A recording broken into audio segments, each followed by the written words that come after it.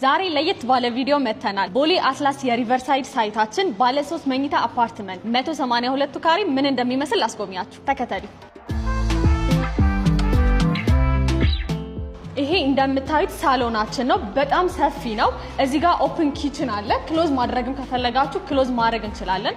እንደምታዩት ሰፊና ልቅ ያለ ናቹራል ላይት የሚገባበት ነው። እዚህ ጋር ደግሞ በጣም ሰፊ የሆነ ባልኮኒ አለው። እንቀጥላለን።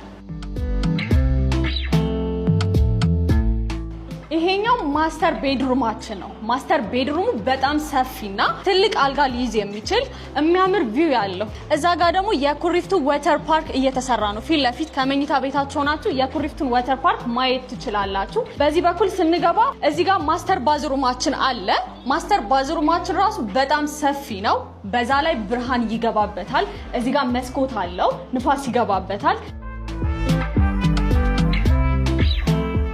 ከዚህ ፊት ለፊት የምታገኙት ቀጥታ ደግሞ የሰራተኛ ክፍል ነው።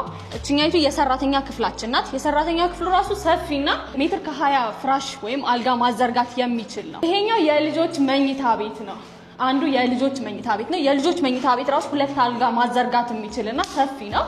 እዚህ ጋር ደግሞ መስኮት አለው፣ ብርሃንም ይገባበታል።